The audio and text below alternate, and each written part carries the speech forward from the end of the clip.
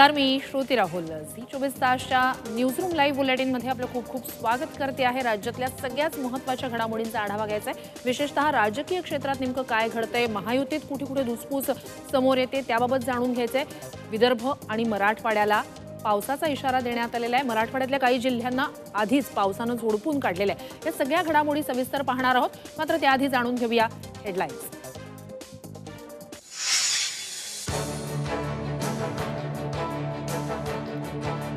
बारामतीत अजित पवारांचं शक्ती प्रदर्शन, 2000 बाईकसह भव्य रोड शो. तर संधी दिल्यास बारामतीतून लढण्यास इच्छुक, जय पवारांचं सूचक वक्तव्य. शरद पवार आजपासून 4 दिवस कोल्हापूर दौऱ्यावर. विधानसभा निवडणुकीच्या पार्श्वभूमीवर रणनीती ठरवणार.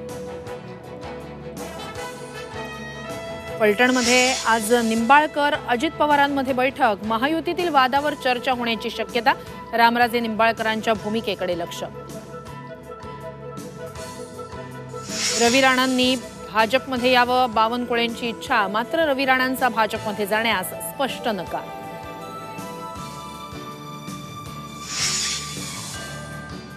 देवेंद्र फडणवीस आणि एकनाथ शिंदेंकडून शिवरायांचा अवमान. सरकारकडून आंदोलन चिघळवण्याचा प्रयत्न. संजय राऊतांचं टीकास्त्र.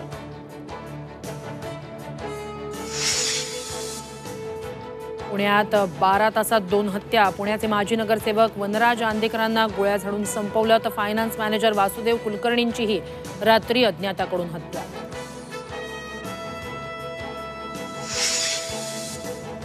आणि यवतमाळ, हिंगोली, बीड, परभणीत मुसळधार पावसामुळे दाणादाण. अनेक गावांना पुराचा वेढा. गावकरी, जनावरं पुरात अडकली. शेतीचंही मोठं नुकसान.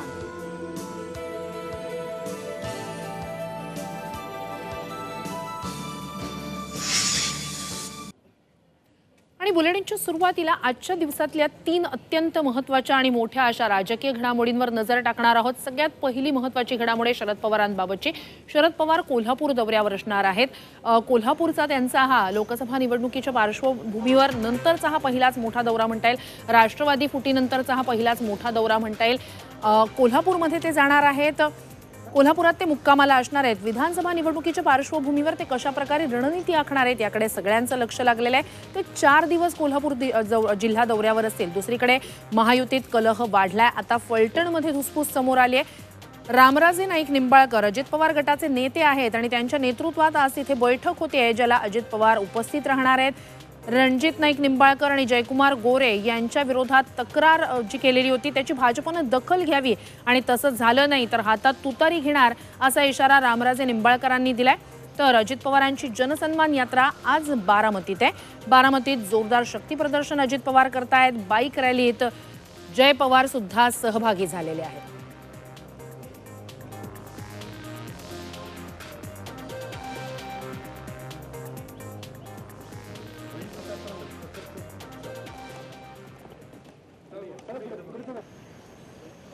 तर होम ग्राउंडमध्ये आज अजित पवारांची जनसन्मान यात्रा पोहोचलेली आहे. बारामतीत मोठं शक्ती प्रदर्शन अजित पवारांकडून केलं जात आहे. बाईक रॅली काढण्यात आलेली आहे आणि या बाईक रॅलीमध्ये जय पवारही सहभागी झाले. जय पवार हे तेच नाव आहे. विधानसभा निवडणुकीसंदर्भात बारामतीतून उमेदवारीबाबत त्यांचं नाव मध्यंतरी चर्चेत आलेलं होतं. अजित पवारांनी त्या संदर्भात एक वक्तव्यही केलेलं होतं आणि त्या पार्श्वभूमीवर आज बाईक रॅलीत सहभागी झाल्यानंतर जय पवारांनीही एक मोठं वक्तव्य केलं आहे. उमेदवारीबाबत चर्चा सुरू आहे, मात्र अजित पवार आणि वरिष्ठ निर्णय घेतील अशी प्रतिक्रिया जय पवार यांनी दिली आहे. तुमच्या नावाची विधानसभेला चर्चा आहे. दादांनी देखील त्याला दुसरा दिला होता की जर लोकांमधून मागणी असेल तर विचार केला तर काय वाटतं? सगळे युवकांचा विचार आधीपासून होता. त्यांनी पण मला सांगितलं, दादा तुम्ही पण पुढाकार घ्यायला पाहिजे. चांगलं वाटतं. पण निर्णय दादा आणि पक्षातले प्रमुख नेते घेतले. आता एक मोठं आणि महत्त्वाचं वक्तव्य जय पवारांचं म्हणता येईल. मात्र दुसरीकडे फलटणमध्ये जर पाहायचं झालं तर आणखी एक ठिकाण फलटण जिथे महायुतीतील धुसफूस समोर येते. रामराजे नाईक निंबाळकर अजित पवार गटाचे ज्येष्ठ नेते, मात्र त्यांनी भाजपच्या वरिष्ठांकडे तिथल्या 2 भाजपच्या नेत्यांविरोधात तक्रार दाखल केलेली आहे आणि जर या तक्रारीची दखल घेतली नाही तर हाती तुतारी घेण्याचा इशारा दिलेला आहे. जयकुमार गोरे आणि रामराजे नाईक रणजित निंबाळकर यांच्या विरोधात रामराजेंनी तक्रार केलेली आहे. वरिष्ठांनी या तक्रारीची दखल घेतली नाही तर हाती तुतारी घेऊ असा इशाराच आता फलटणमध्ये अजित पवार गटाचे नेते रामराजे नाईक निंबाळकर यांनी दिलेला आहे. अर्थात आज या संदर्भात एक महत्त्वाची बैठक सुद्धा होणार आहे. बैठकीत काय निर्णय होतोय याकडे लक्ष असेल.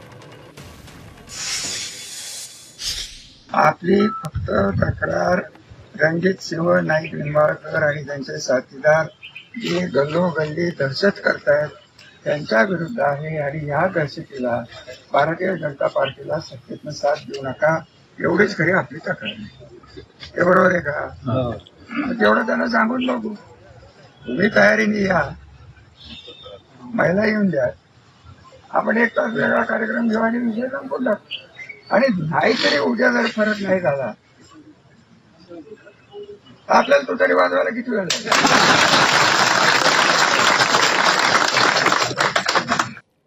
तर आता आजच्या दुपारी होणाऱ्या बैठकीत रामराजे निंबाळकरांकडून काय निर्णय घेतला जातोय याकडे लक्ष असेल आणि या बैठकीला स्वतः अजित पवारही हजर असणार आहेत. ही एक महत्त्वाची घडामोड आहे. अमरावतीतनं लोकसभा निवडणुकीच्या तोंडावर नवनीत राणांनी भाजपमध्ये प्रवेश केलेला होता. मात्र इकडे रवी राणा यांनी भाजपच्या प्रदेशाध्यक्षांसमोरच भाजपमध्ये प्रवेश करणार नाही असं स्पष्ट केलेलं आहे. कधीही भाजपमध्ये जाणार नाही असं रवी राणा यांचं वक्तव्य आलंय. भाजप प्रदेशाध्यक्ष बावनकुळे यांच्या समोरच भाजपमध्ये जाण्यास रवी राणांनी नकार दिलेला आहे आणि बावनकुळेंसमोरच हे सगळं घडलेलं आहे. बावनकुळे साहेबांची खूप इच्छा होती की नवनीत राणा भाजपमध्ये आल्या पाहिजे आणि त्यांची ही इच्छा मी आलो पाहिजे, पण मी कधी जाणार नाही. नवनीत राणा आहे भाजपमध्ये, त्या त्यांच्यासोबत आहे, त्यांची पूर्ण ताकद त्यांच्यासोबत आहे आणि खूप ताकदीनं नवनीत राणा भाजपचं काम करताय. आणि एक महत्त्वाची घडामोड जळगावमधनं एकनाथ खडसे हे भाजपमध्ये कधी प्रवेश करतायत, त्यांचा अधिकृत पुन्हा एकदा स्वगृही प्रवेश केव्हा होतोय याबद्दल चर्चा असतानाच त्यांच्या वाढदिवसानिमित्तानं एक झळकलेला बॅनर आहे ज्यावर पवारांचा फोटो आहे आणि त्यामुळे चर्चेला उधाण आलेलं आहे. एकनाथ खडसे यांच्या वाढदिवसानिमित्तानं लावलेला हा बॅनर आणि ज्यावर शरद पवारांचा फोटो आहे आणि त्यामुळे चर्चांना उधाण आलंय. रोहिणी खडसे आणि राष्ट्रवादीचे माजी जिल्हाध्यक्ष रवींद्र पाटील यांनी मुक्ताईनगरमध्ये शुभेच्छा देणारा हा बॅनर लावलाय ज्यावर शरद पवारांचा फोटो आहे. खडसेंचा भाजप प्रवेश लांबलेला आहे त्याबद्दल तर्कवितर्क लावले जात आहेत. खडसे भाजपमध्ये जाणार की राष्ट्रवादीच्या शरद पवार गटातच राहणार अशाही चर्चा रंगू लागल्या.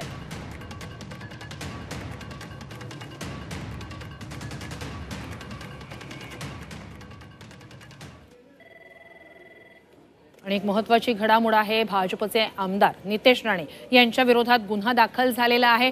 प्रक्षोभक वक्तव्य केल्यानंच नगरमध्ये त्यांच्यावर गुन्हा दाखल करण्यात आलेला आहे. भाजपचे आमदार नितेश राणे यांच्या विरोधात अहमदनगरमध्ये हा गुन्हा दाखल झालेला आहे. महंत रामगिरी महाराज यांच्या समर्थनार्थ नगर शहरातून रॅली काढण्यात आलेली होती.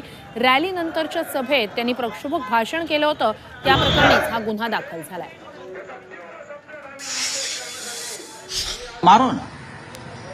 मारो ना, आपको किसने रोका है? आप यही करने वाले हैं. आपको दंगे चाहिए ना महाराष्ट्र में चुनाव जीतने के लिए. जब तक ये दंगे नहीं करते चुनाव को सामने नहीं जा सकते.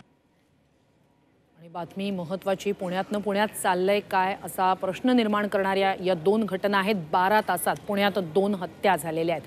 माजी नगरसेवकाची हत्या करण्यात आलेली आहे. कौटुंबिक आणि वर्चस्वाच्या वादातून वनराज आंदेकर यांची हत्या झाल्याची माहिती समोर येते. आंदेकर यांच्यावर 5 राऊंड फायर करण्यात आले. त्यांच्यावर कोयत्यानंही वार करण्यात आले. हत्येची ही सगळी घटना सीसीटीव्हीत कैद झाली. पोलिसांनी या प्रकरणी 3घांना ताब्यात घेतलं. तर पुण्यात हडपसरमध्ये दुसरी हत्या झाली. फायनान्स मॅनेजर वासुदेव कुलकर्णी यांची रात्री हत्या करण्यात आली. ते शतपावली करत होते घराबाहेर, त्यावेळेलाच त्यांची हत्या करण्यात आली आहे. इकडे वनराज आंदेकर माजी नगरसेवक यांची हत्या करण्यात आली. हा सगळा हत्येचा थरार सीसीटीव्हीत चित्रित झालाय. दुसरीकडे फायनान्स मॅनेजर वासुदेव कुलकर्णी यांचीही हडपसरमध्ये हत्या करण्यात आलेली आहे. ते शतपावली करत असतानाच अज्ञातांनी त्यांची हत्या केली आहे.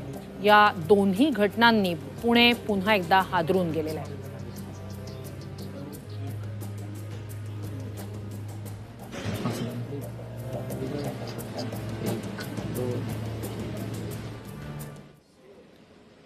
तर माजी नगरसेवक वनराज आंदेकर यांच्या हत्येप्रकरणीच 4 जणांना आतापर्यंत ताब्यात घेण्यात आलेले आहे। ही अत्यंत महत्त्वाची घडामोड म्हणता येईल।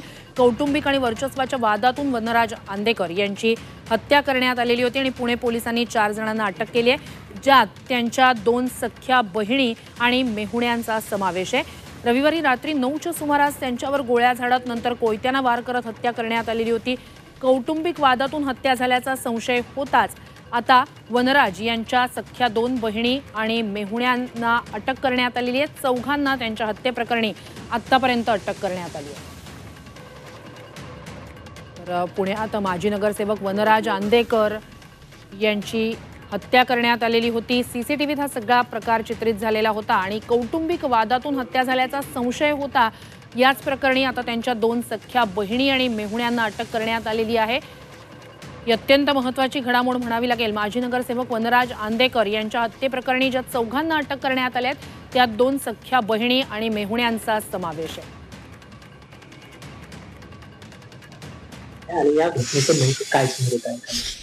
काल रात्री 9:30च्या सुमारास समर्थ पोलीस स्टेशनच्या हद्दीमध्ये इनामदार चौक या ठिकाणी वनराज आंदेकर आणि त्यांचे चुलत भाऊ उभे होता।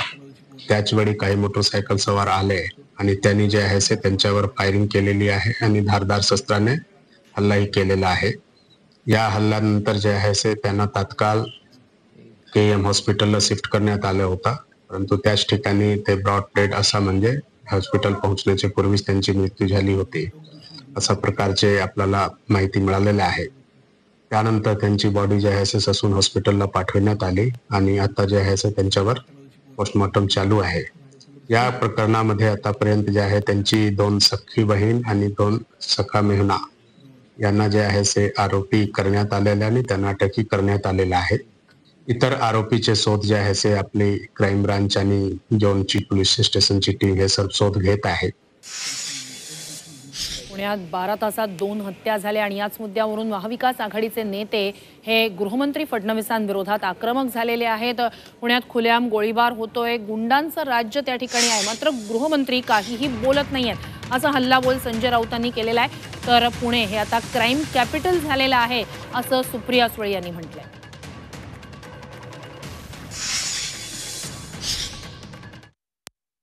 औरंगजेब फॅन्स क्लबचे चेअरमन देवेंद्र फडणवीस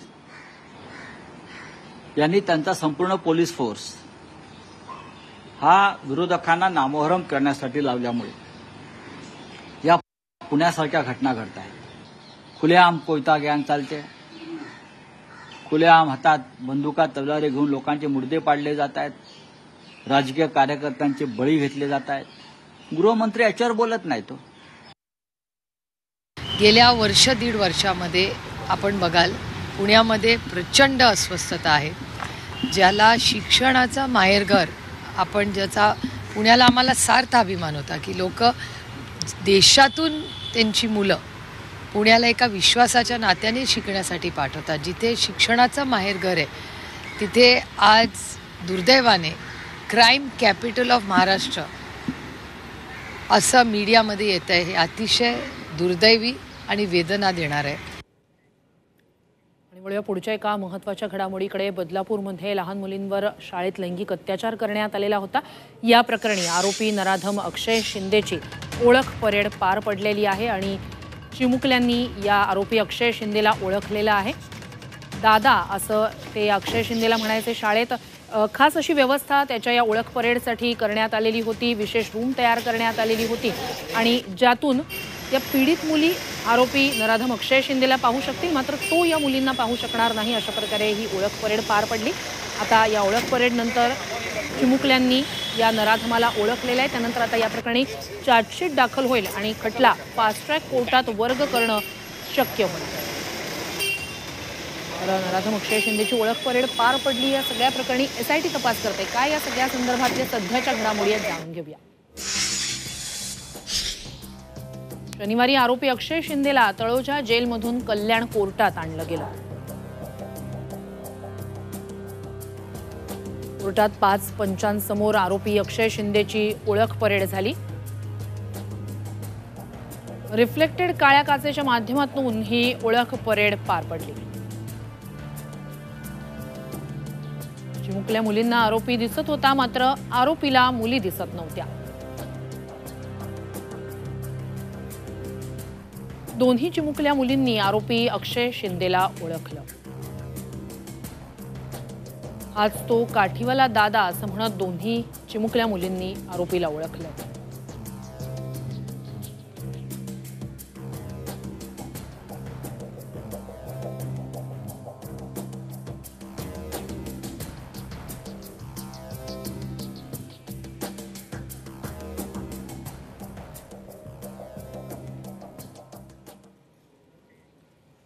तर राज्यात एकापाठोपाठ एक महिलांवरच्या अत्याचाराच्या घटना समोर येत आहेत आणि त्याच पार्श्वभूमीवर चर्चेत आलेला आहे पुन्हा एकदा शक्ती कायदा आणि शक्ती कायद्याच्या मुद्द्यावरूनच आता महाविकास आघाडीचे नेते सातत्यानं सरकारला प्रश्न विचारत आहेत। अनिल देशमुख सुद्धा या मुद्द्यावरून आक्रमक झालेले आहेत। शक्ती कायद्यासाठी आता आंदोलनाचा इशारा त्यांनी दिलेला आहे। महिला अत्याचाराच्या घटनांमध्ये वाढ होते, त्यामुळे हा कायदा लागू करण्याच्या मागणीसाठी ते आक्रमक झालेत। उद्या मंत्रालयासमोर मूक आंदोलन करणार अशी माहिती अनिल देशमुख यांनी दिलेली आहे। फोडाफोडीच्या राजकारणात फडणवीस व्यस्त आहेत, त्यांना शक्ती कायद्याकडे लक्ष द्यायला वेळ नाहीये अशी टीकाही देशमुखांनी केली आहे। देवेंद्र फडणवीस साहेबांना फोडाफोडीच्या राजकारणाच्या पुढे किंवा आपल्या विरोधकांवर खोटे आरोपामध्ये ईडी सीबीआय लावांच्या पुढे या कामाच्यामुळे त्यांना काही या कामामध्ये वेळ मिळाला नसेल असं मला वाटतं।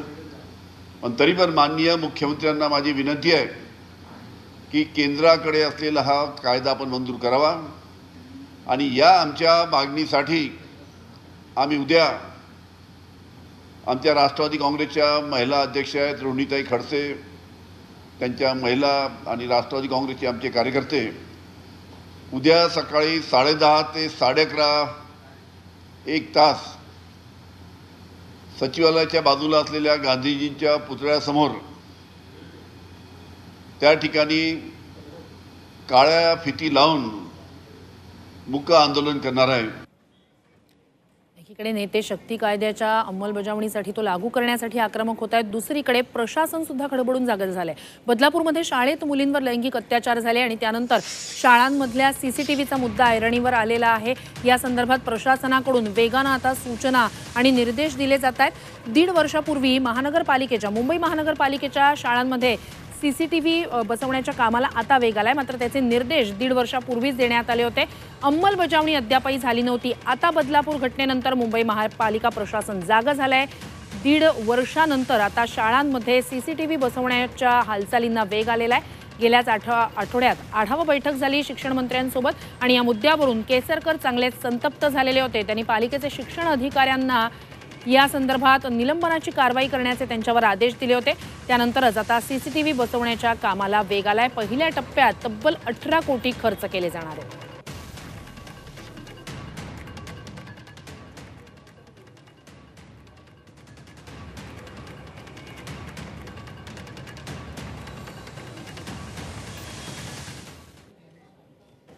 एक महत्त्वाची घडामोड आहे ती म्हणजे रवींद्र वायकर यांच्या निवडीवरून अमोल कीर्तीकर जे त्यांच्या विरोधातील उमेदवार होते ठाकरे गटाचे, त्यांनी आव्हान दिलेलं होतं। एक आव्हान याचिका त्यांनी कोर्टात दाखल केलेली होती। या प्रकरणी सुनावणी पार पडली आणि रवींद्र वायकर यांना मुंबई हायकोर्टाकडून आता मुदत देण्यात आलेली आहे। 4 आठवड्यांची ही मुदत त्यांना देण्यात आलेली आहे। या प्रकरणी त्यांना आपलं म्हणणं सादर करायचं आहे।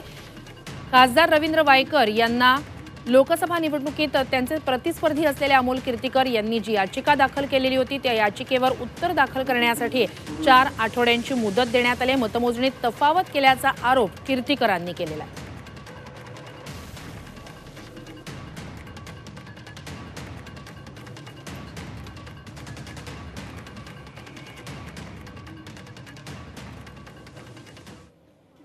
आणि बातमी महत्त्वाची आहे पावसासंदर्भात। मराठवाड्याच्या काही जिल्ह्यांना काल पावसानं चांगलंच झोडपून काढलेलं आहे। परभणीत मुसळधार पाऊस झाला, त्यानंतर पुराच्या पाण्यात एक बस वाहून गेल्याची घटना समोर आलेली आहे। मराठवाड्यात पावसानं चांगला धुमाकूळ घातलेला आहे। मानवत तालुक्यातल्या वझूर बुद्रुक गावात पाथरी आगाराची मुक्कामी असलेली बस पुराच्या पाण्यात वाहून गेल्याची घटना घडली। बसमध्ये चालक सुदाम दहे, वाहक शिवाजी देशमुख झोपले होते। बसमध्ये पाणी शिरल्याचा आवाज येत असल्याचं लक्षात आलं आणि त्यांनी बस सुरू करण्याचा प्रयत्न केला, मात्र बस सुरू झाली नाही। काही वेळातच बस पुराच्या पाण्यात वाहून गेलेली आहे। चालकांनी प्रसंगावधान राखून गाडीतून उडी घेतली आहे, त्यामुळे त्यांचे प्राण वाचले।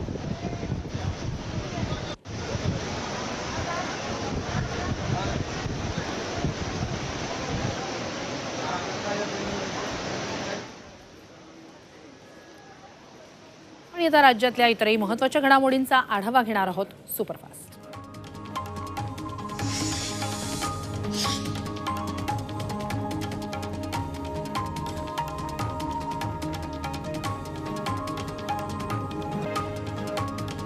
ऑगस्टमध्ये मुंबईत 11,631 घरांची विक्री झाली आहे. घर विक्रीतून राज्य सरकारला 1,062 कोटींचा महसूल मिळालाय. तर दुसरीकडे मुद्रांक शुल्क दरात कपात होण्याची शक्यता आहे. त्यामुळेच अंतिम निर्णयाकडेही बांधकाम क्षेत्राचं लक्ष लागलंय.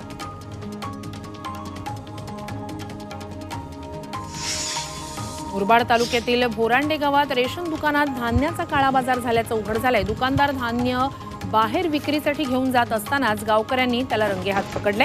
ऑफलाईन पद्धतीनं धान्य रेशन दिल्याचं दाखवून हा काळा बाजार सुरू होता.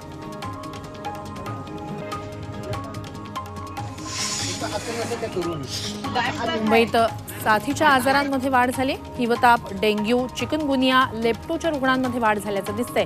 जून जुलैच्या तुलनेत हिवताप, डेंग्यू, चिकनगुनिया आणि लेप्टोच्या रुग्णांमध्ये वाढ झाली. राज्यात 21 ऑगस्टपर्यंत डेंग्यूनं 12 जणांचा बळी घेतला होता.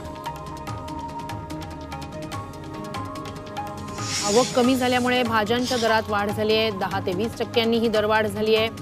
भेंडी, गवार, कोबी, घेवडा, फ्लॉवर आणि लसूण महागलाय. तसंच पालेभाज्यांचे दरही तेजीत आहेत. मागणी वाढल्यानं कोथिंबीर, मेथी, शेपू, करडई आणि अंबाडी या पालेभाज्यांच्या दरात काहीशी वाढ झाली.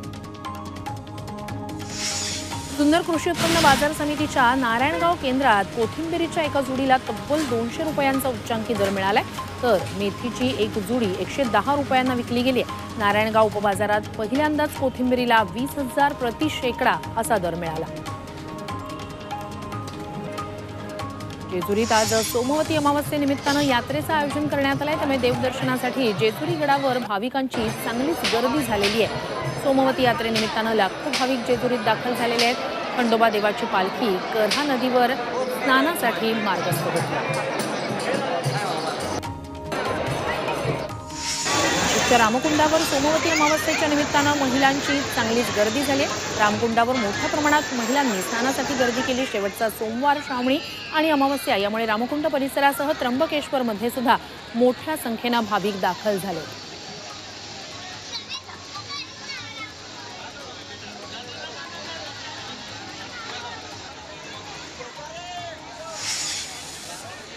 आणि या महत्त्वाच्या सुपरफास्ट घडामोडींसह तूर्तास न्यूज रूम लाईव्ह बुलेटिनमध्ये वेळ झालेली आहे. इथेच थांबण्याची. पाहत रहा झी 24 तास.